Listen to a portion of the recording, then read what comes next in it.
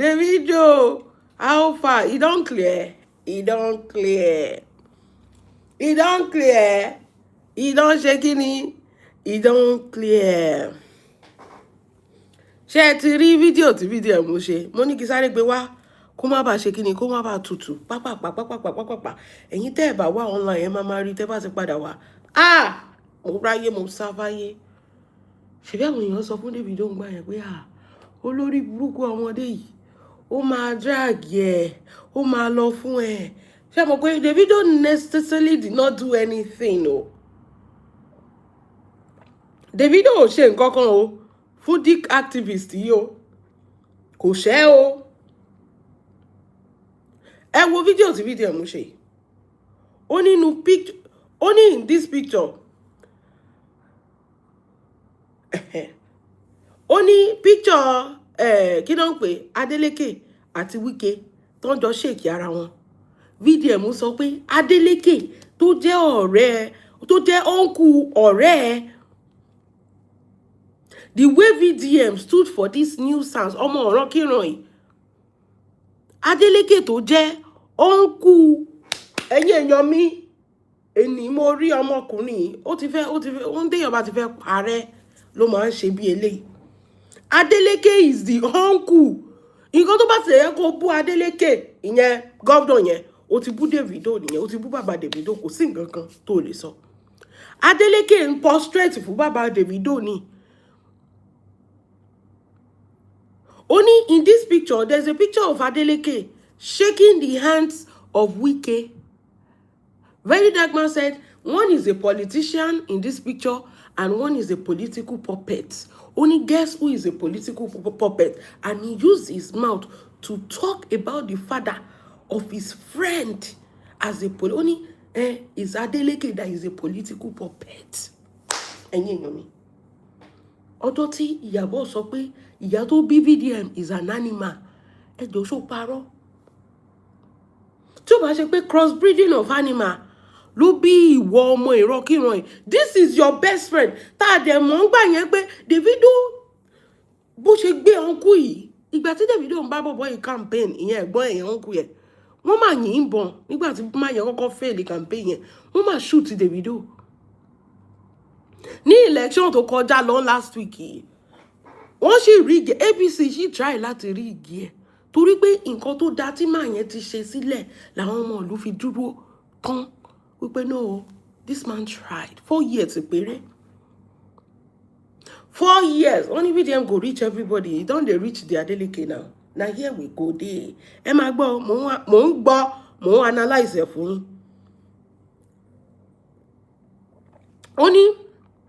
Only point the political puppet. Ẹ jọ̀ọ́ àwọn nǹkan kan wà tó bá tiẹ̀ mọ̀ pé nǹkan báyìí as a person that is close to you. Ṣé rí ibi tí mi ò mọ̀ tó raise VDM because the person did not do a very good job. There are some things even if you know it. These are the men that want to rule tomorrow. This is the person that they say should apply the fourth arm of the government that want to rule tomorrow. There are some things even if you know it, you will be like, no, I cannot say this thing. You will look at the people that will be hurt. As at when nobody send your papa, don't you feel cancel anybody to walk up the video stood for you. He was seen with you. Ibiti omonye humble deni. You know how the video carry Uncle Adeleke, this dancing governor. He carry out with everything. They shoot this boy when he was campaigning the first time. He came back again. Say, I'm going to stand for this man. You think he easy? He easy where your papa day, where your papa leave your mama with children and run away. He easy. Lojekwe otoro Jenny, you are begging. VDM, you dey beg. We give you money for you to become somebody today. You know what make him angry?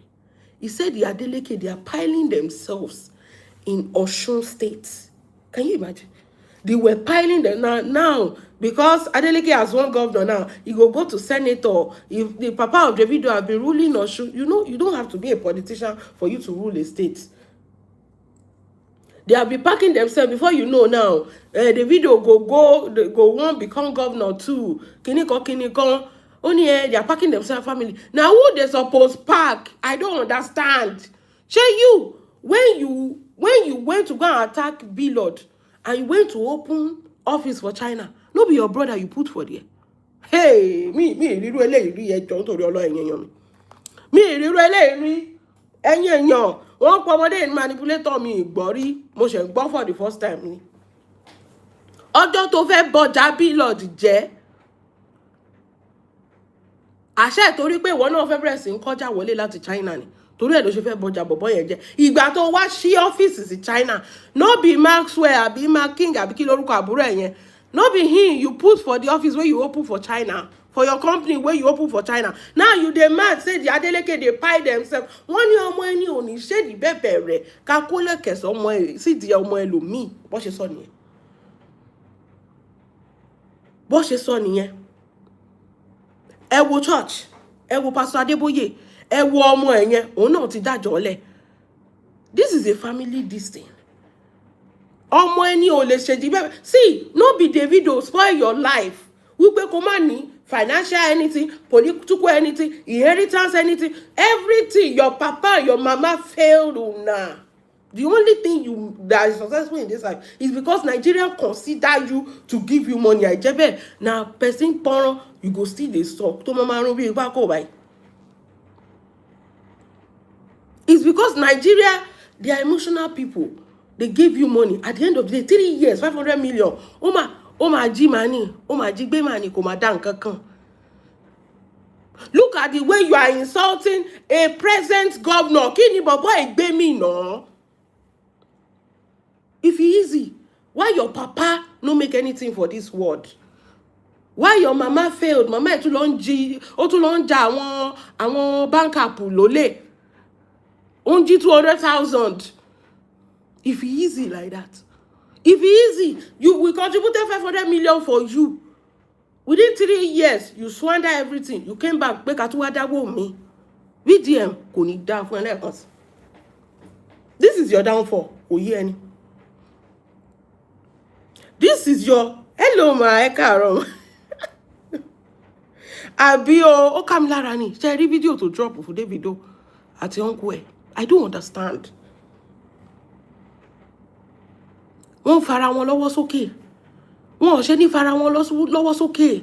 Ṣé ará àta ni kó lọ fà lọ́wọ́ sókè ní kò tó torí I don't understand. I don't understand.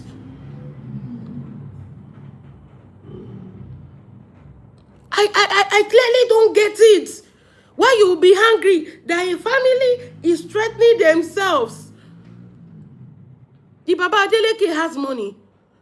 The video is in the music industry. The uncle is a politician, is a governor. The video's children or the other little children in the family, they too they will grow up, maybe tech, this is how the rich become richer because it's like, how they drag each other up. Èèyàn kan ti jẹ́ billionaire, èèyàn kan ti wà in politics, èèyàn kan ti dominate the music industry, èèyàn kan ti, ṣé understand? That's how they get richer. Àwọn kan náà ọmọ wọn náà máa lọ tech, ìkan máa lọ sí food, ìkan máa lọ sí airline. Bó ṣe máa lówó lọ nìyẹn, bí olówó ṣe ń ṣe nìyẹn. Ẹ wo ọmọ tálíkà, ọmọ tí bàbá ò jẹ́ nǹkan kan. Now you they call odidi governor. Oni Adeleke is a political puppet. We can imagine lẹ́yìn ìgbà tó win, just imagine how VDM is talking. We will congratulate Tinubu pé ó máa vote for Tinubu. Of course, one ní jẹ́ kó really ayé gbé ni now. How are you daft for you not to understand that if this man did not congratulate Tinubu, they will make life difficult for him. So you will tell us that you don't know who Tinubu is. Tinubu lè pa, ó lè jí, ó lè wọ́. Even with him praising Tinubu, ṣebí the APC, there is a difference between Tinubu and the people that are ruling APC. Ó gbọ́dọ̀ fi tiwọn ṣe ni. Àwọn tó nílé ayé nìyẹn. Oh, they understand because your papa, the generation before your papa, all your generation, kò sí anybody tó ní anything nílé ayé yín, so you don't understand what is money, what is power. You don't understand. Wọ́n bí Adeleke dà. Kuma, ẹjọ́ fi Tinubu ṣe bí ti báwo. Do you know how much he paid in billions? Kó tó rí election ìgbà in billions. Ṣé mo yẹ tó sọ? You think na easy money? No be the video papa they pay the money. Ibo ni governor yẹn ti fẹ́ rówó. This son of a woman that is stealing 200,000 from a bank app, they tell us, he say, how a governor go they thank a president, which we know who Tinubu is a crazy mafia boss. Ó máa fún ẹni nǹkan tó fẹ́, and there's something you have to nǹkan kan ló máa wọ́n bí pọ̀nrín pọ̀n gbá kínní. Of course, the politicians are the same, home and abroad. Àmọ́ bí gbogbo wọn ṣe operate, they are all the same. You said in 4 years when the video uncle don dey there, the state in Osun state no get airport. Ọdún mẹ́rin ni uncle Davido fi máa turn ní Nigeria, Osun state, sí America be just 4 years. Look at this boy. You can see the jealousy in him. Ẹ káàbọ̀, àwọn ọmọ Ọlájúmọ̀kẹ́ ẹ̀kọ́jọ́ mẹ́ta. It does not have no inheritance, no father, no money, nothing. Of course, it's easy for him to blab because he doesn't understand what people are going through. The election in Nigeria no be beans, billions of naira. Ta ló gbé sílẹ̀ fún Uncle Davido? Ṣebí it was Davido's father. Rí bó ṣe mú dọ̀bálẹ̀ fún bàbá Davido ni. Then Davido used his influence to advertise for his uncle, and they shot him live in the middle of the street like this. They shot Davido. They rushed him back with security, and he still came back. Wọ́n ní pátápátá náà fọ́jú, ojú àfọwọ́fọ̀tán, ìjà ló ń dálẹ̀. Were you there when they were shooting the video? Because you are here, it's easy for you to talk. Were you the one putting money down for Nigerian election? Tinubu bó ṣe wà yẹn kó tó win election ní the last time. They call him that he should bring a huge sum of money. Do you know how much Tinubu paid? Do you think Tinubu is the one ruling Nigeria? Do you think it's Tinubu that is ruling Nigeria? It's not him. Him too is a puppet of somebody, of some people. They are called the elites. He's everywhere in the nílùú ìbáyìí. Àwọn Israeli ló rule rẹ̀. Nílùú yìí ni. Ó fẹ́ jẹ anything. Ó ní fi ti Israeli ṣe. Ibo ló ti ń bọ̀. Ó fẹ́ jẹ anything. Ó ní fi ti wọ́n ṣe àwọn Júù. Ta ló bí ẹ? Ọmọ tí ò ní nǹkan kan, tí ò fọwọ́ ṣiṣẹ́ owó rí, tí ò ní nǹkan kan, tí ò ní bàbá, tí ò ní ìyá olórí ire kankan, tí ò ti nǹkan kan, ohun rere ò ti Násárẹ́tì wọ́n wá rí. Òun ló sọ pé yẹn, how can Adeleke be thanking Tinubu? They are all the same thing. It's called politics. Tó bá débẹ̀ náà, you will not have a choice than to compromise or àìjẹ́bẹ̀. Gbọ́ nǹkan tí Ṣèyí Mákindé sọ ni. Didn't you hear what Ṣèyí Mákindé said? He said, kété tóun declare pé òun fẹ́ lọ jẹ presidency báyìí, náà lọ kó àwọn ọmọ. Tó lọ kó àwọn ọmọ lọ́yọ̀ọ́. Tó kidnap àwọn ọmọ. This is what they call politics. It's a dirty game. You have to compromise. Kété tó dẹ̀ sọ pé òun ò jẹ mọ́ báyìí, náà fà àwọn ọmọ lẹ̀. Ẹ wá sọ pé Adeleke kò ní fi Tinubu ṣe. As how? Kí ló fẹ́ fi kó? Kí ló fẹ́ fi rọ? They will mess you up. They will mess that state up for you. And this idiot, what have you achieved for 3 years? Láti ìgbà tí wọ́n bá di ti kú la mà ti dáwó fún ẹ. Ta ti dáwó GoFundMe fún ẹ. What have you achieved that you are expecting Osun State to turn to America within the 4 years the governor of the rule? Just imagine how daft this boy have to be. He said, when I go to Osun State, Shebi Osun governor, the children has traveled to America. The Shekinika has traveled to Shekinika. They are supposed to Shekinika. How do you think America become America today? Kì í ṣe pé wọ́n lọ kó àwọn èèyàn lẹ́rú ni tó fi build the country. Olórí burúkú tó jẹ́ pé gym nìkan ló mọ̀ lọ. Mo ní mo sọ fún yín pé ọkùnrin tó bá jẹ́ láàárọ̀ ọjọ́ ayé ẹ̀ tó bá yẹ pé gym ló fẹ́ máa lọ, ẹ sá fún wọn, wọn ò níṣẹ́ lọ́wọ́. Kọ́ máa kó gẹ̀ẹ́sà pa àwọn tó ń ṣiṣẹ́ wọn ti jáde wọn ti wà níbi iṣẹ́ bá ṣe ń sọ̀rọ̀ yìí o. Ẹlòmíì shift mọ́jú ni. But ìwọ jókòó sínú yàrá kan yẹn náà ni. A máa sọ pé you are the 4th term of the government.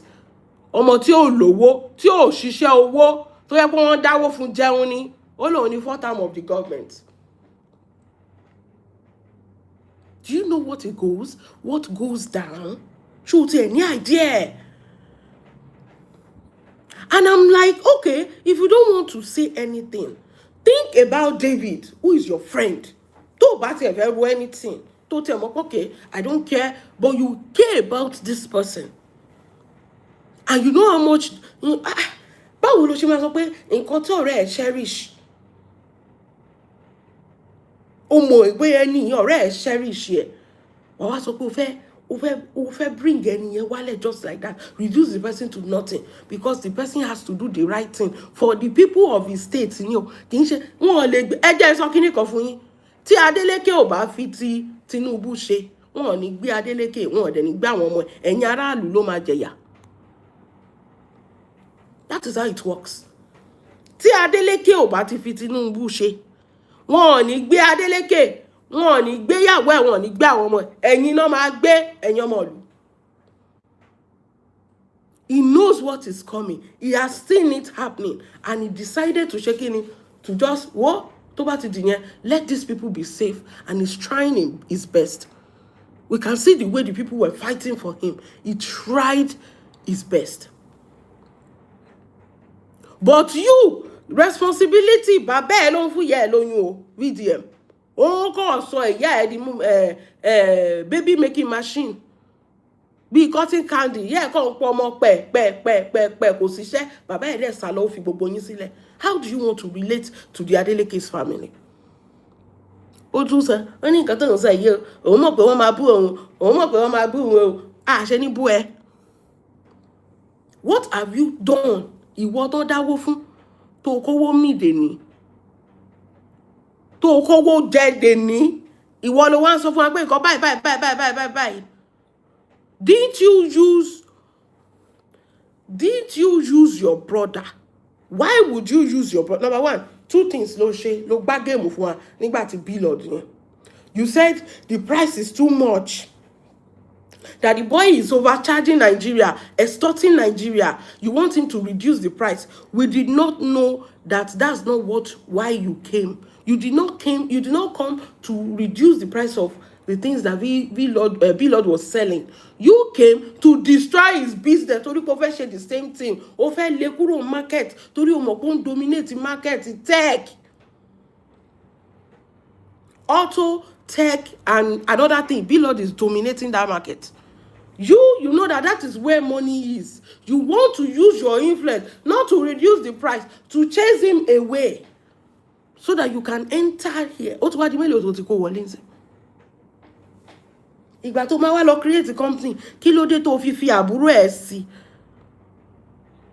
Kí ló dé tó fi àbúrò tiẹ̀ sí tó dẹ̀ ń bínú pé àwọn Adeleke ń kóra wọn sínú politics Ọ̀ṣun state? Ṣówó kékeré náà fi síbẹ̀ ni.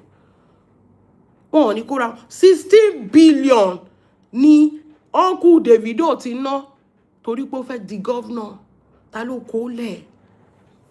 A kàn sọ pé àwọn politician 16 billion na easy money. Ìwọ rírí.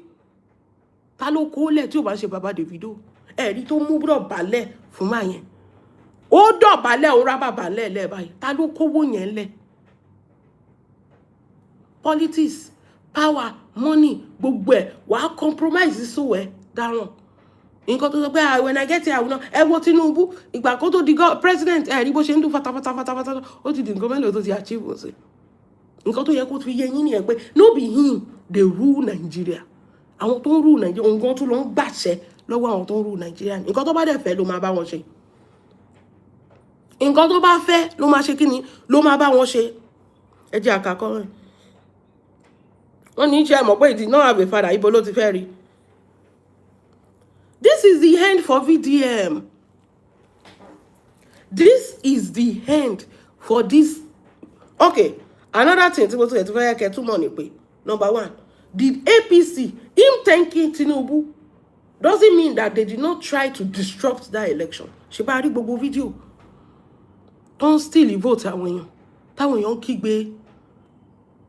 Didn't we see the video of how this APC, the same APC that they try to manipulate that election? The man did not win because of anything than what he has done for the people. That's why the people stand. Everyone in any office ni. Wípé àwọn mọ nǹkan táwọn dì. Àwọn dẹ̀ mọ nǹkan tí màá ti ń ṣe. VDM wey no dey live for Osun State, they complain say the governor of Osun State no dey do anything. But the people of Osun State voted this man. The people of Osun State, they know that it's not kì í ṣe ọjọ́ kan ní gbogbo ẹ̀ náà máa ṣe kínní. He tried. What has VDM done for common Nigeria? Make 2 people come. Tell me the trade you want to learn. I'll give you 1 million each. On buy interest. Oh, my so for interest. So no be free. Waiting this boy don't do. With a big school, with a build clinical. Read a new 80 laughing boat to so me. Waiting you where we contribute 500 million for. Waiting you don't do.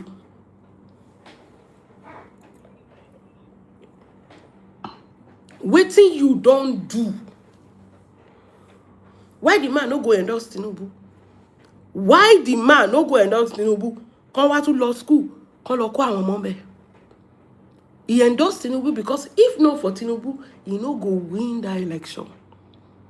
VDM, you know this thing. You just want to drag this family because of your jealousy, your failed heritage, your failed family. Because you come from a family where no moments of generational wealth. It has started before they even born you. Oh, generational wealth. If you are struggling, kò sí nǹkan tó fẹ́ fún àwọn ọmọ, kò sí. Àwọn náà máa dàgbà, àwọn máa hustle, báwa náà ṣe ń hustle ni. Ó yẹ kó ti bẹ̀rẹ̀ 2 generations before you. The Davido's family, it has started way before they born Davido. The generational wealth of that family. It has started. Ṣàmọye tí bàbá Davido making ni. He stayed on his business. Now they saw another opportunity to become better. Baba Davido ṣe sọ pé torí pé òun ti lówó, òun fẹ́ lọ ṣe politics, ṣe bó lówó ẹ̀ dànù. Kí ló dé tí Baba Davido tó ní owó, òun ló ń gbówó lẹ̀ fún uncle Davido yìí o. Kí ló dé tí ó fi sọ pé okay, èmi ṣá lówó, mo fẹ́ lọ ṣe politics. Kí ló dé tó má burú ẹ̀ sí? Kí ló dé tó mu sí? Wípé má worry, owó wà ńlẹ̀, ìwọ náà, ẹ rí bó ṣe ń fara wọn sókè. Láwọn generational wealth ọmọ ìrankíran yìí òun náà ṣe o ó mú àbúrò ẹ̀ ó lọ fi jẹ company kìíní kan ní China òun ló lè ń complain pé kí ló dé tó jẹ́ pé àwọn Davido wọ́n fara wọn sínú politics wọ́n ò ní fara wọn sí èmi ni wọ́n máa wá fà sí èmi ni mo wà lórí mọ́tò ń jọ sí tó ń yìnbọn fún David gbọ́ lè gbọ́ tó ń yìnbọn fọmọdé Ọlọ́run ló máa yọ tó bá yẹ pé ìbọn yẹn bà lórí ó gbàbẹ̀ lọ ó lọ nìyẹn o. Do you think it's easy? Every campaign, you will see the boy, oh mama Bolate America, oh mama Law Nigeria. You will be seeing him. I will call Trump. If my uncle did not win, I will check in. You will see him for every campaign. He will be there. Have you even tried to, for one day, say, okay, because my friend, and even, the brother is not even in APC. The brother is not in APC. But tí ó bá fi ti APC ṣe kò lè gbérí nílùú yẹn wọ́n máa frustrate ẹ̀ jáde bó ṣe fẹ́ frustrate Ṣèyí Mákindé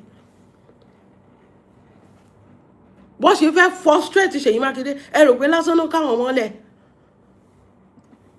ṣé kò sọ ni ó ní kẹ́rẹ́ tóun declare ara òun pé òun fẹ́ ṣe president báyìí ẹsẹ̀kẹsẹ̀. You think that game is easy? Ó rò pé kò kàn jókòó sínú yàrá. People are out there risking their life, putting their money. Of course, you will not understand because you have never made anything in your life. If you see this kini together, oníkálukú mọ̀ ẹ wo tó ń torí ké ń jọ sí nígbà tó fẹ́ lọ join APC, tó fẹ́ lọ ṣe politics. Ṣé mọ̀ nǹkan tó sọ? Ó ní how can you change it if you are not inside? Ó gbọ́dọ̀ wà nú ẹ̀ kó tó lè sọ pé ó fẹ́ gbérí, ó fẹ́ change nǹkan kan. Nǹkan tó ń affect Obi dèní nìyẹn. Nǹkan tó ń affect Obi dèní nìyẹn.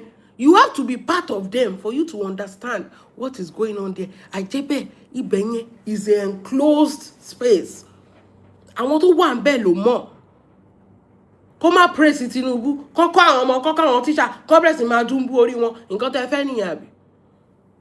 Ìgbà tó ń dúnbú àwọn ọmọ yẹn sí, ìgbà tó ń dúnbú àwọn tíṣà yẹn, ṣé gbogbo aláròrùn sùn? Àáròrùn sùn náà. So if it's cost him to strip his dignity for the safety of his people, and he did that, I don't blame that man. If it cost him to be friends and to say, I endorse Tinubu, that is the only thing Thomas of here now. Well, we will let you win this election. All you have to do is to tell us that you endorse APC. If you don't, we are going to frustrate your life. You will regret ever being a governor. A máa jẹ́ kó jẹ́ pé ìgbà tó wà ń bẹ̀, nǹkan burúkú àjálù burúkú ló ń ṣẹlẹ̀.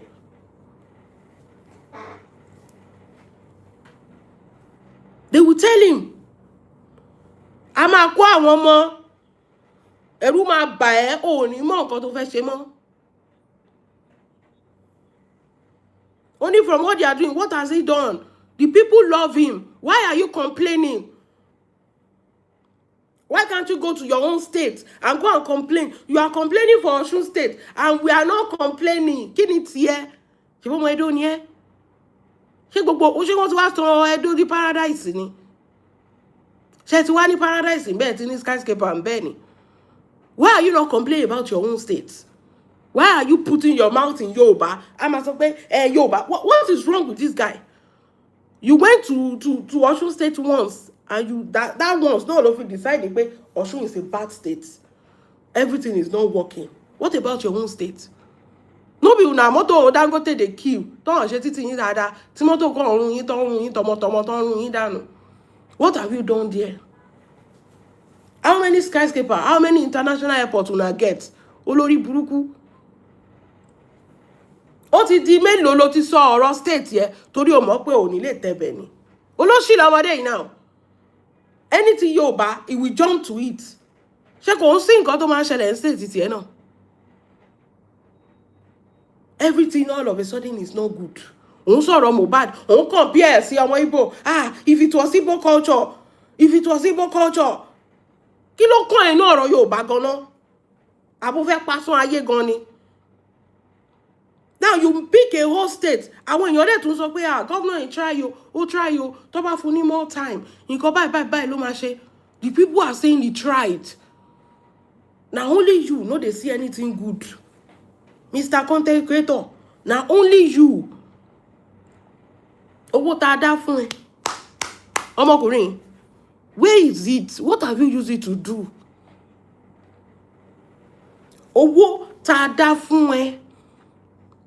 What have you used it to do? Kí ló ti fi ṣe? Ó ní wọ́n fi family wọn sí. Na me they go put àbí orúkọ mi ń jẹ́ Adeleke.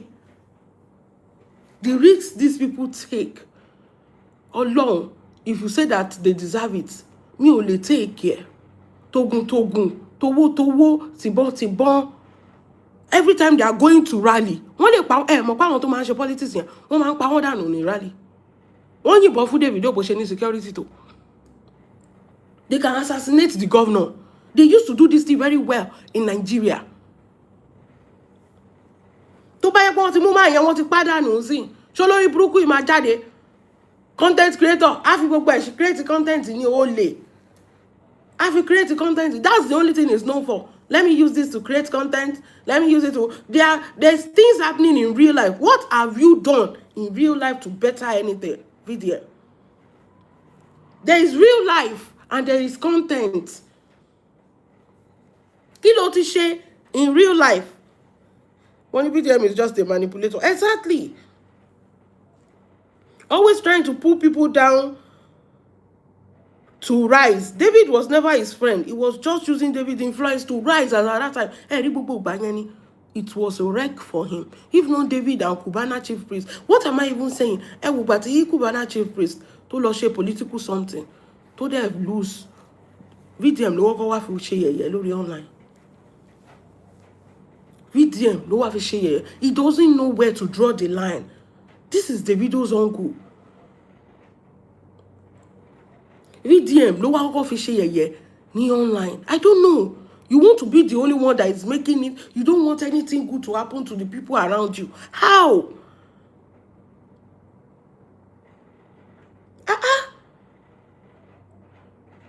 Ó lóun dúró de Davido ní 2027 ni wípé I'm expecting his voice. His voice for what? Tẹ́ni takita ni tààtọ̀ now. Davido is not a politician. But if there's somebody in your family, ó dàbí ẹni pé èèyàn kan wà ní family ẹ̀ tó fẹ́ ṣe nǹkan, of course you have to be there for them. You have to use your voice for them. Ọjọ́ kan Wúbà kan fẹ́ ṣe mayor.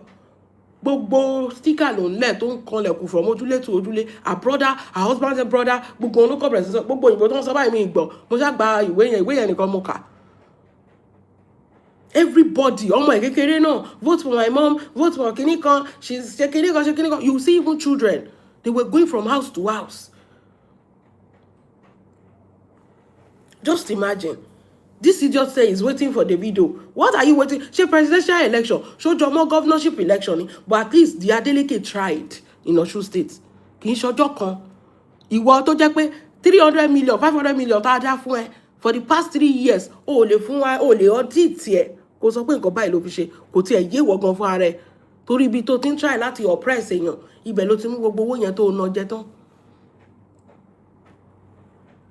You cannot audit wípé owó báyìí o tún sọ pé ká wá dá mi o mọ̀ pé òpònú ni wá òpònú ló pè wá bíi tiẹ̀ owó tá a dá fún ẹ where is the money? Mo sọ pé Nigeria government where is the account of the money? School tó sọ pé nǹkan ibo òun dà báyìí àárín nǹkan kan òun parọ́ mọ́ kínní oní just imagine how daft this boy is. He said this boy Burna Boy sọ fún òun pé kóun yọnu owó NGO kóun lọ fi kọ́ school sí ìlú òun pé òun máa dáwó yẹn padà. Ìwọ VDM ìwọ lè gbórí ọ̀bọ dání. Burna Boy máa wá sọ fún ìwọ tá a mọ̀ tó láìkí owó jẹ̀mí ẹ̀ lọ wípé kó yọnu owó NGO kó lọ fi kọ́ ilé sí ìlú Burna Boy. Ìlú tí mò ń sọ yìí inú abúlé ni o. Kó lọ fi kọ́ school sí ìlú Burna Boy. Ṣé àwọn tó wà ní school yẹn ló dáwó fún ẹ ni? Olórí burúkú wá sọ pé kò sówó lọ́wọ́ ọmọ àbówó ti fowó lọ ṣe company registration China tó fàbúrò ẹ̀ sí. Ó ti jí owó yẹn ni now. That is why he's doing wọ́nrán wèrè tó ń ṣe káàkiri. Ó wá ya ìdí igi àwọn Adeleke. Ó ya ìdí igi wọn pé so they have been ruling for a long time in Osun State. Of course, olówó ni ọmọ wa ni ẹjẹ́ ó ṣe. There's a reason that the line between the poor and the rich is very, very wide. You cannot cross. It's called inheritance. Their own grandfather did not fail them. Their father did not fail them. They cannot fail their own son. So it has been, láti ìgbà táwọn bàbá àti ẹ tó ti mọ ògógóró káàkiri tó ṣubú sí gọ́tà. These people have been building the future of their own generations. These people, they have been building it. The gap is wide. Why won't they be the one inside it? Only what the rule. Of course, they will rule it because they have billions. To rule something, you think it's for mouth? Even still, you mismanage the money. You think it's easy for different generations to keep their money and not mismanage it. Davido doesn't have to work in his lifetime. Hope you know that. Nǹkan tó wà nílẹ̀ ó tó jẹ kò ní ìdá àti ṣiṣẹ́ tó máa fi kú, but still he still make himself something outside of what the family, what the family has. He still making himself one of the greatest musicians in the world. Nǹkan tó wà lọ́wọ́ ẹ̀ bàbá ẹ̀ lówó billionaire ni bàbá ẹ̀ nígbà tó ń bí, so he doesn't need to work. But he still made himself. VDM, how come you fail in life? These are the questions we have for you. We gave you money, you mismanage the money. You are looking for. Ṣé Davido tọrọ jẹ lọ́wọ́ wa rí ni? Even go, ó tún lójú àánú ju olórí burúkú ọmọkùnrin yìí lọ. Eléyìí gba tax, ó ń gba interest gbogbo owó tó ń fáwọn people yẹn náà. Ó ní oye tó ń return fún. Ó ní mo sọ fún yín tí bàbá Mohbad tó fẹ́ claim royalty is because he want to collect 40%. That's why he's screaming. The royalty of Mohbad is in billions. Torí pé ó fẹ́ gba 40% tó bá kó fún bàbá Mohbad. torí pé ó fẹ́ gba tiẹ̀ ó máa gba share ó like share ju àpapín.com lọmọkùnrin kò fẹ́ ṣiṣẹ́ ọpọlọ agbárí ló fẹ́ fi máa gbowó kò fẹ́ ṣiṣẹ́ iṣẹ́ wo ló ṣe rí ilé ayé ẹ̀ ṣókó 10 million jọ rí lásán 10 million kò lè ṣiṣẹ́ kó kójọ kó àkáǹtì pé oye tó ń fi ṣiṣẹ́ ni ọmọkùnrin jíǹjẹ ayé ẹ̀ olóńsọ̀kì pọ́nrán ọkùnrin ẹgbẹ́ ẹ̀ níjẹ ayé ẹ̀ okó gẹ̀ẹ́sọ̀wọ́ ò lè fi ṣiṣẹ́ iṣẹ́ wo ló kọ́ iṣẹ́ wo ló ń ṣe iṣẹ́ wo lẹ mọ̀mọ́ ju kó jókòó kó máa bá tàwọn èèyàn jẹ ó wá ń sọ̀rọ̀ àwọn Adeleke àwọn kọ́ ló bá ti bàbá ẹ̀ jẹ́ o go ask your father ìgbà táwọn ẹgbẹ́ ẹ̀ tó ń ní owó tó ń ṣoríire ní ayé kí ló fi ayé ẹ̀ ṣe wọ́n ní exactly he doesn't know when not to talk exactly he doesn't know. I'm not saying that did Davido deserve that from you. You are saying that you are waiting for Davido's voice for the presidential election. Wọ́n máa pàdánù ni. Kí ló fẹ́ sọ? Look at Gistlover for example. Ìgbà tó dá sí presidential election Tinubu, wọ́n wò báyìí ni. Ìyẹn Gistlover tó ń sọ pé tó ń post different wrong things about Tinubu. Bí Tinubu ṣe wọlé báyìí, wọ́n checkmate ẹni. You don't know how powerful this government is. Tinubu lè fẹ́ fi ṣeré. Tinubu. Do you know how they talk about Tinubu in this country? Tí mo wà yìí. Wọ́n máa pa ọwọ́ yẹn dànù ní ẹ̀rọ pé lásán ṣé Davido nìkan ni celebrity tó wà ń bẹ̀. Lásán ni gbogbo wọn ò kì í sọ̀rọ̀ ni. Wọ́n ti fún wọn ní wọ́n ni. Àjẹ́bẹ̀ ẹ̀kọ́ máa gbọ́ pé ó sùn kò jí mọ́ ni. Ó fẹ́ sọ̀rọ̀ political anything as a celebrity. Kò sí bí o ṣe lówó tó. Ọwọ́ máa bẹ̀ báyìí ni political ẹ jẹ́ ń sọ kíní kan fún yín political Nigeria báwo náà ṣe pa Adeleke wá ẹ wo yes tó fi letter bomb yes tó ti fi letter bomb pa Adeleke wá letter bomb ẹ wo adu technology ò dẹ̀ tí improve bí eléyìí o ẹ wo yes tó ti fi pa òun àti family ẹ̀ dànù tó fi letter bomb ẹ wo bó ṣe pa Buhari ṣé Buhari ni ìkọ́nà àwọn Buhari yẹn tó lè sí ogun ibi tó ti fi tọ́ sí kò jẹun kò mọ nǹkan kan tó lóun kan lè poison ibi tó ti fi tọ́ sí envelope wọ́n ti lé ṣe ti envelope yẹn pẹ̀lú ogun ibẹ̀ ló gbàkú ẹ wo years tó ti ń pààyàn bẹ́yẹn ẹ wo years tó ti ń pààyàn bẹ́yẹn ẹ wá imagine ní 2026 ẹ̀ẹ̀kan tẹ̀bí tẹ bá ròkú ẹ̀ ni tẹ bá ròkú ẹ̀ ni tẹ máa sọ pé ẹ fẹ́ wá justice ṣebí tẹ bá ròkú ẹ̀ lẹ máa ṣe autopsy wọ́n sọ pé òun dúró kó wá fi voice ẹ̀ ṣe kí ni ṣó mọ ìran Tinubu rí ni tó fi máa jẹ́ pé òun ló máa campaign fún yín ẹ̀yin Nàìjíríà tó jẹ́ pé ẹ bàjẹ́ ju anything lọ ẹ wo Queen Mother bó ṣe jàjàjàjà fún justice for Mohbad orí ẹ̀kọ́ lẹ yí gbogbo ẹ̀ lẹ́yìn sí ni. Celebrity, they did not talk. They did not use to assist us. They will do as if they don't care. Yes, let them do like they don't care. Because you people, you love suffering and smiling. Queen Mother tó ń jà fún justice for Mohbad. She's fighting for this. It's not fair. It's not fair. Kí lẹ ṣe fún lọ́jọ́ tèmi? Ìyá jẹ́ wọ́n bí díẹ̀ owó ẹ̀ ti tán àbí owó ti kú wàásù. O ò tí ì mọ nǹkan kan. Ebi apá.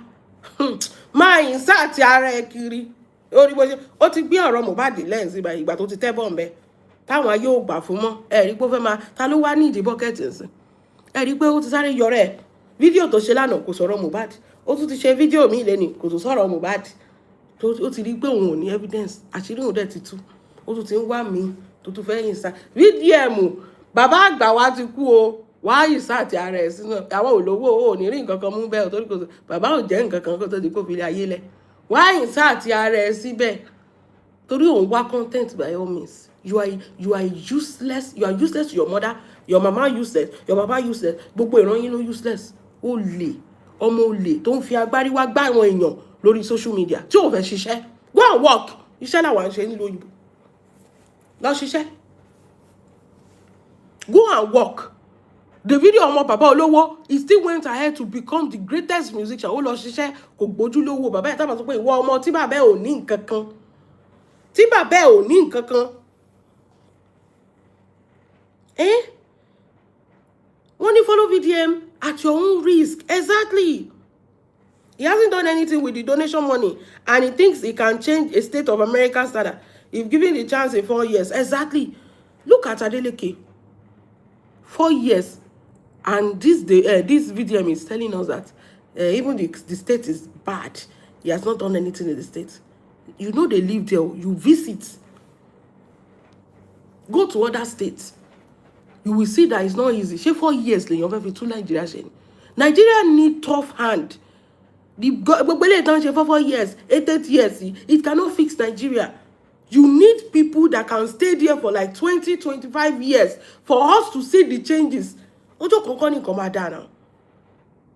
Why are you bullying the man? When the people in the state, they were happy that the man won.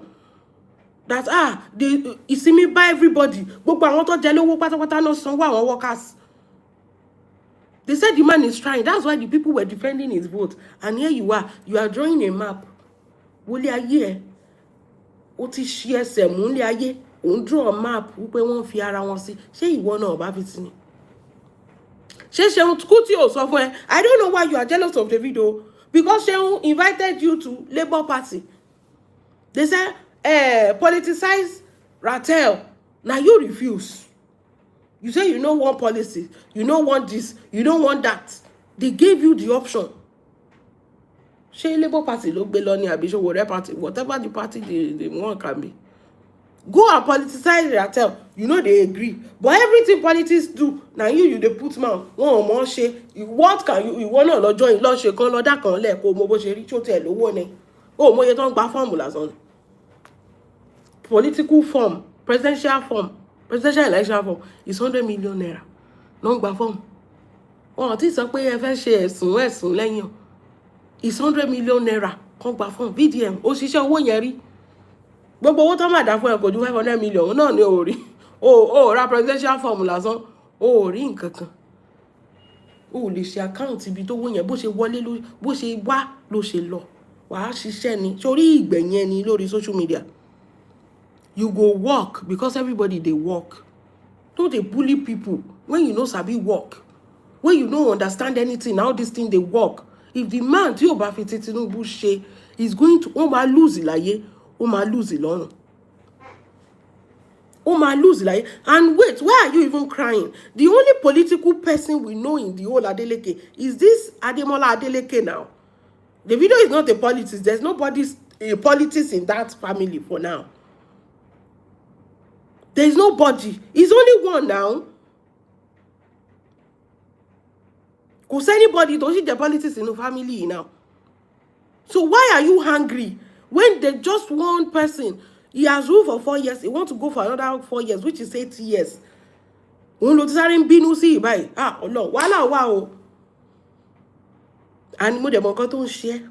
know one thing that is wrong with this boy. Let me tell you today.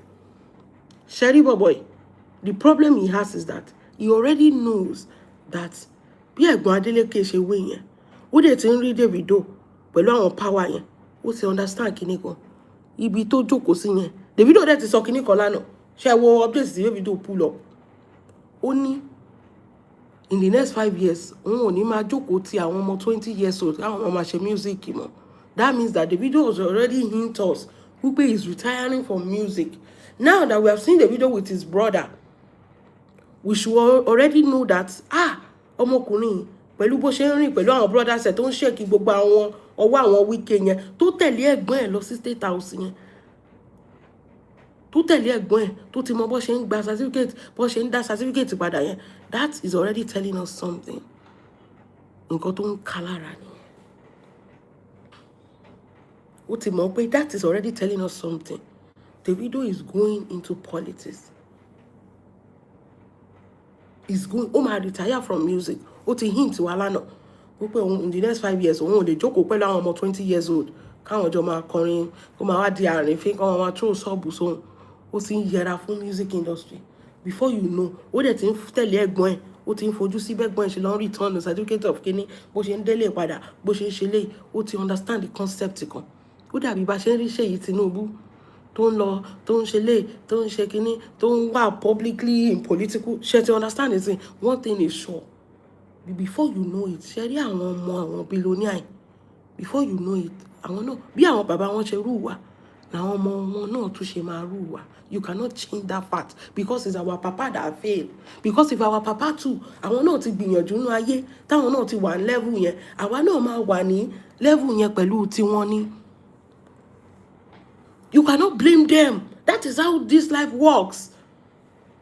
If Adeboye, Sherry Adeboye, bàbá ìyàwó ẹ̀ ló ní redeem now. Torí pé bàbá yẹn ò bímọ obìnrin, wọ́n wá fojú tiẹ̀ sí, bàbá yẹn dẹ̀ like ó ti tán. Ẹ wo ọmọ Adébóyè náà. Tí bàbá Adébóyè bá lọ lé ni, ọmọ ẹ̀ náà máa take. Ẹ wo ọmọ àwọn pásítọ̀ yẹn náà. Ẹ wo àwọn ọmọ àwọn politician yẹn sìn báyìí. Davido ti ń fojú sí. Àwọn tó kù náà máa fojú sí. Before you know, báwọn bàbá wọn ṣe rú wà, làwọn ọmọ náà máa ṣe rú. Bó ṣe máa lọ nìyẹn. Nothing can change that. Nothing can change that. If you now have a problem with it, go and meet your grandfather, your father, your great-grandfather, that ìgbà táwọn ẹgbẹ́ yín tó ń ṣe nǹkan lé ayé, kí lẹ́yìn ń ṣe. VDM, the daddy issue you have, don't put it on David. Put it on your failed father. That kí ló dé tó yẹ pé ìgbà táwọn ẹgbẹ́ yín tó ń ṣe eré lé ayé, ògógóró lẹ́yìn ló ń mu. Because if they have tried for you, you too, you will just be born into wealth. Oh, and you watch a donation for it. You will just see yourself that it's not you that will determine. Your future is already determined before you are born. That is it. Want to be a sinola, want to be a sino power, want to be a sino politics. Look at Sheyi for example. His mother was a senator, his father was a governor, his father was a president now. So if Sheyi Tinubu becomes a governor tomorrow, are we going to be surprised? Don't do VDM. Pick your issue with your parents. Life is difficult for you because your parent failed. Don't project it on other people. Hello, mommy, I'll be doing a car. Exactly, ma. If your parents have failed, àwọn bàbá wa, wọ́n nǹkan tó yẹ kó ṣe, wọ́n lajú sílẹ̀ nígbà táwọn tó kù make it. Don't fa business oríṣiríṣi mọ́ra. Look at Davido's father. Businessman. Go ask your father, sir, kí lẹ̀yin ṣe nígbà táwọn bàbá Davido tó ń ṣiṣẹ́, ibo lẹ̀yin wà. Ó dẹ̀ ti late because it's a generational wealth. Generation yẹn kò lè bẹ̀rẹ̀ látorí ẹ̀. Ó yẹ kó ti bẹ̀rẹ̀ látorí bàbá bẹ́ẹ̀, then bàbá ẹ̀, ìwọ wọn wá bí ẹ sóyàn bí Davido náà ṣe rí nìyẹn. Wọ́n bí wọn sínú ọlá ni. So if you see things working out for them, it's not them. You cannot be jealous and angry with them. It's their own ancestors. Not to share the right thing. This boy is just jealous.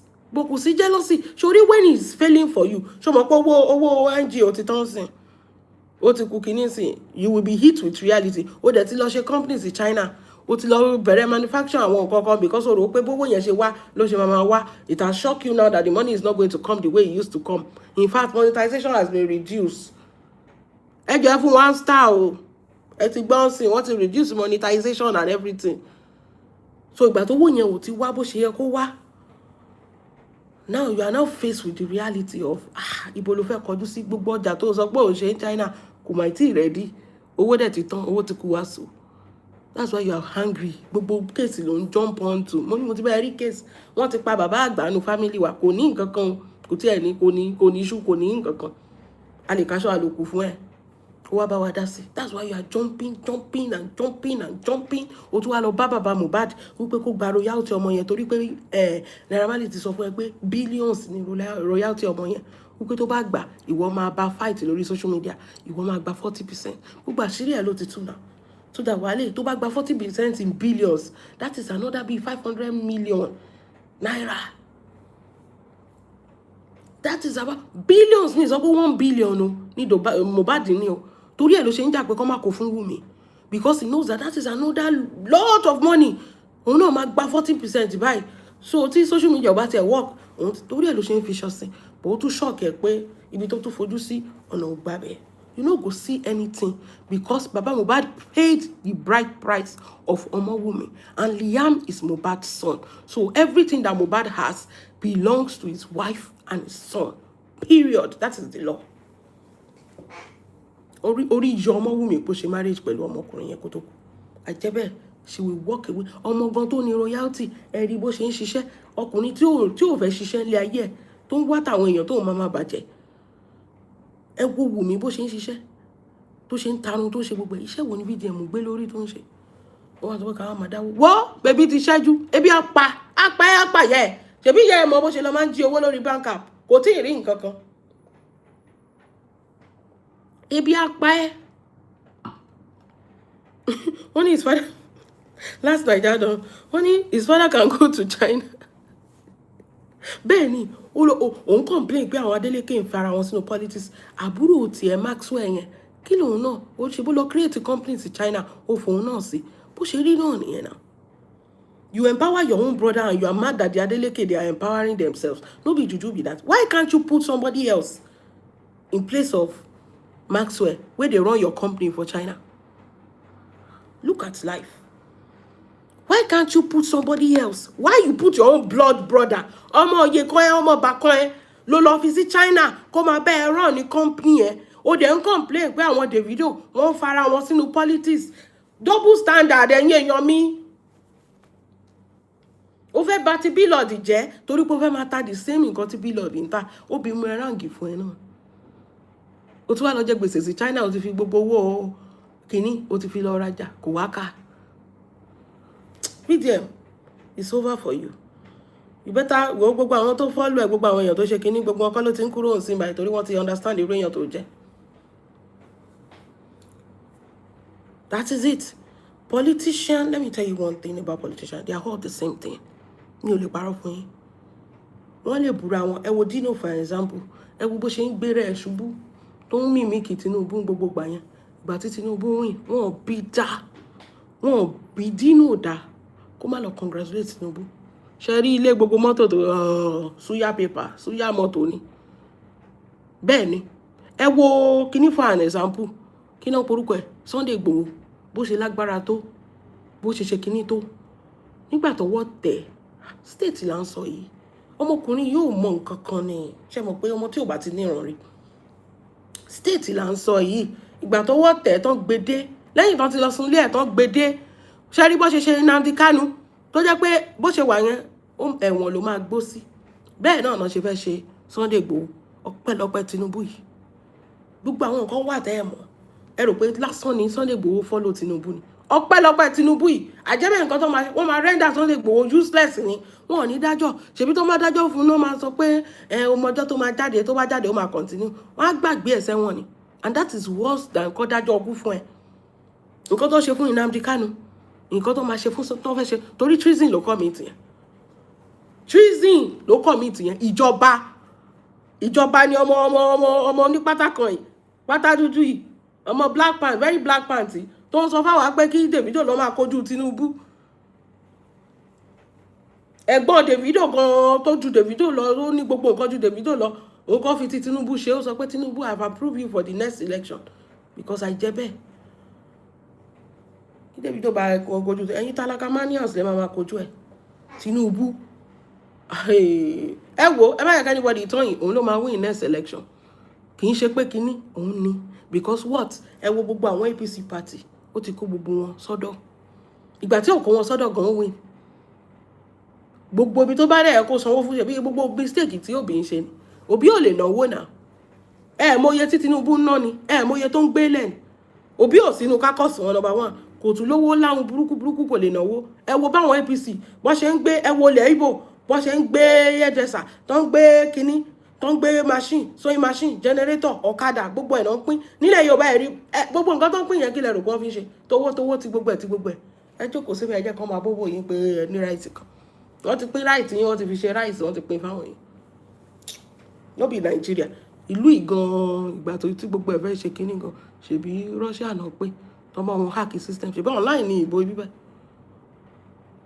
ẹ̀rí bó jáde ńgbà yẹn pé Trump wọ́n háàkì kíní ibo náà ti kí ń lu jìbìtì ẹ sọ fún mi ibo náà ti kí ń ríìgì ẹ̀yin sì ń lo pépà ibi báyìí wọ́n ń lo digital wọ́n háàkì ẹ̀ ni wọ́n dẹ̀ gbé Trump wọlé ṣèbí ọ̀rẹ́ ẹ̀ ní Putin ṣèbí ọ̀rẹ́ ni wọ́n ẹ jókòó síbẹ̀ ilé ayé ti kọ́ gbogbo wọn kì í ṣe Nàìjíríà nìkan ni o gbogbo all over the world ìkan ni wọ́n lókè lọ́wọ́ ní mẹ́ àsì ń bẹ́ẹ̀ tó bá yẹ pé wà ń bẹ́ẹ̀ ni ìwọ gan wà ká sára but torí pé àwọn bàbá wa wọ́n ṣe enough láti jẹ́ kó fi wá síbẹ̀ that's why we don't understand tàbí pé they are wicked no They know what they are doing. They have to do it like that.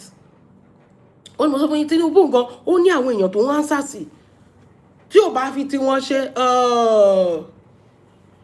ó ní àwọn èèyàn tó ń answer fún. It's not emotion, it's not calculation, it's not even the vote. It's whoever èèyàn tó máa jẹ president Nigeria. Mẹ́mà sọ pé kì í sọ pé Nigeria. Èèyàn tó máa jẹ president ìlú yìí in the next 50 years wọ́n ti mọ̀. Wọ́n ti kọ list yẹn nílùú yìí. Wọ́n ti mọ̀, ẹ̀yin lẹ mọ̀, ẹ̀yin lẹ rò pé Igbo ni kò síbi tí Igbo kankan ti ń count. Wọ́n ti mọ̀, they are just doing everything for you to think that you have a say. Ìjọba. Wọ́n ti mọ̀, èèyàn tó bá jẹ president in the next 50 years tí Tinubu bá máa kúrò ńbẹ̀, èèyàn tó máa jẹ wọ́n ti mọ̀. Ṣebí the next 4 years tó tún fẹ́ lóhùn sí tó bá máa kúrò ńbẹ̀, ó máa kì í ṣòbí àbí tó bá lọ fi tí wọ́n ṣe. Ẹ̀rùwẹ́ lásán Tinubu ń rá bàbà tó ń rá bàbà. Èèyàn tó bá máa jẹ́ ó ti mọ gbogbo ẹ̀. Don't say there is no government. They never born. Rí ọjọ́ tó ń dá VDM dúró sínú Senate Bank ni sínú GT Bank. Tó dẹ̀ short ilẹ̀kùn yẹn. Tó dẹ̀ fi sínú ilẹ̀kùn yẹn. Is a order, is a command. Kò gbọ́dọ̀ kúrò mẹ́yẹn. Tó ní ilẹ̀kùn máa function. Ìjọba. Wo èèyàn tó ti fẹ́ mú wọ́n ní èèyàn tó fẹ́ sójẹ tẹ́lẹ̀ tó fi epo para. Anytime tẹ́ bá ṣé wọ́n mọ̀ kó ń bọ̀ báńkì yẹn. Ibi tẹ́ bá ka mọ́, you must not move. Ṣé àwọn èèyàn yẹn mọ̀ kó ń bọ̀ báńkì? Ọmọ tó ń tẹ̀lé tí ó mọ̀. Bó ṣe bí VDM ń ṣe wà yẹn jẹ́ tí wá ẹjẹ́ bọ́ọ̀sì bọ́bù yẹn ó ń ṣiṣẹ́ pẹ̀lú ìjọba. Ìgbà tó ti gbé ń gbà yẹn ó ti ní nǹkan tó ti sign pẹ̀lú wọn kò ní wá sọ gbogbo kíní níta náà. Ẹ rò pé lásán náà kì í gbé ni. Gbogbo nǹkan distraction tó fẹ́ kán máa fún yín náà ló ti ń fún yín. Distraction ni VDM. He's the puppet himself. He works for them. I keep telling you.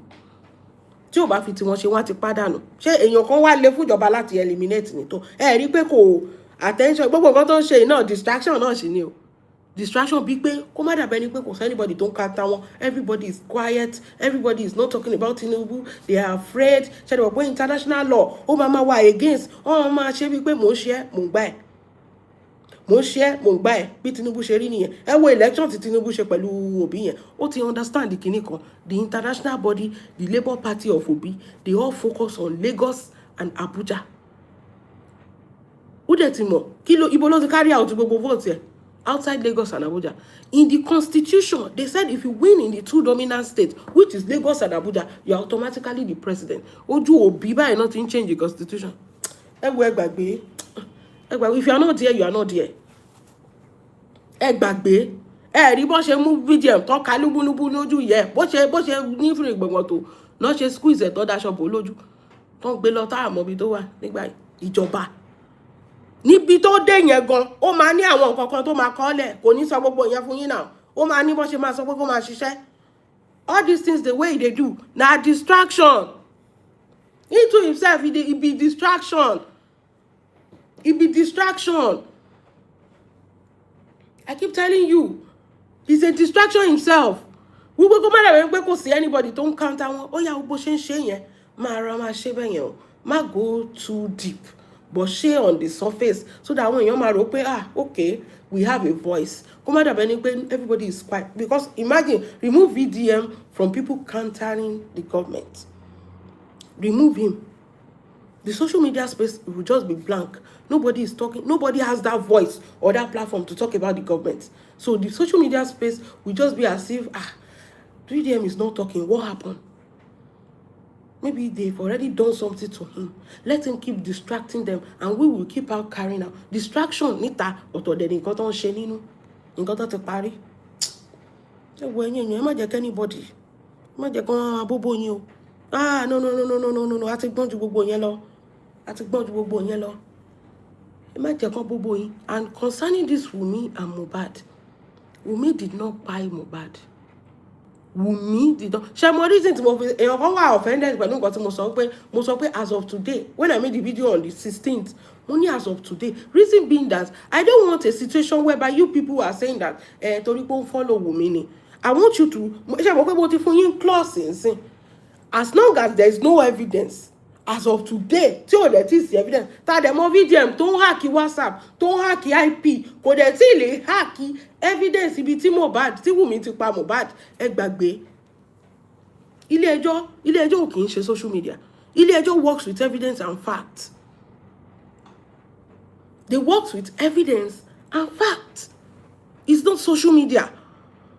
When they are losing in court, that is why they will run and come and cry. VDM that love to go to court, any small thing. We are going to court, we are going to court. Why is he not picking that big book and taking it to court to sanction Wunmi?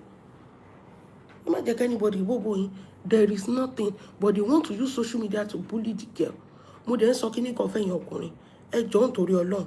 Make sure that you give your wife enough. Make sure she knows enough about you. Torí tí anything bá ṣẹlẹ̀ sí ẹ, ìyá máa jẹ ìyàwó ẹ̀, ìyá dẹ̀ jẹ ọmọ tó bá bí.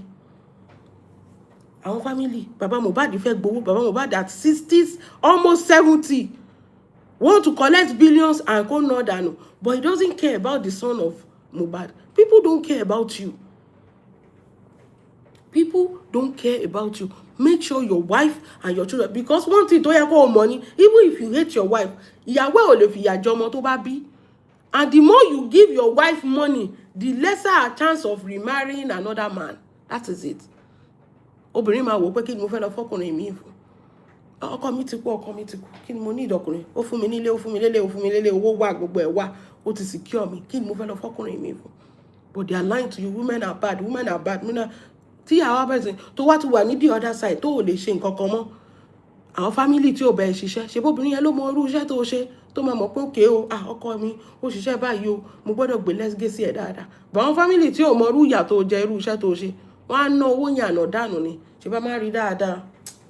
Ẹ wo, ẹ jẹ́ a máa lọ. Ẹ jẹ́ a máa lọ. Davido, pẹ̀lẹ́ máa ìdí ẹ̀ láwọ̀ ẹ̀ kó fomi lò ó. Ṣebí ìgbà tó ń sọ fún ẹ, kí ló ṣe?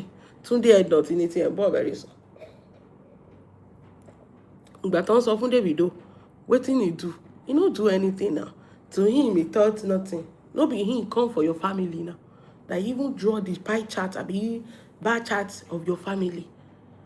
He's trying to instigate the public against your family. Kì í ṣe pé ẹ ṣe nǹkan kan tó wrong. That is where I have problems with VDM.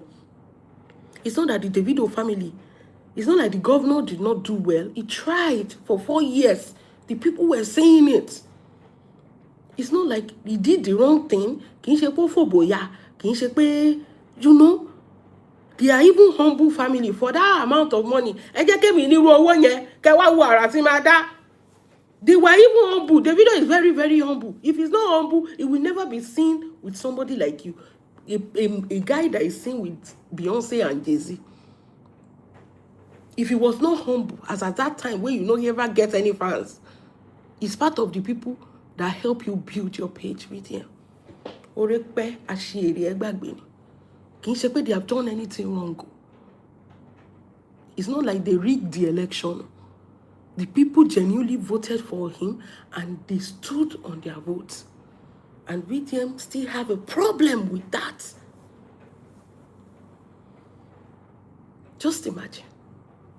Kò sí wàhálà.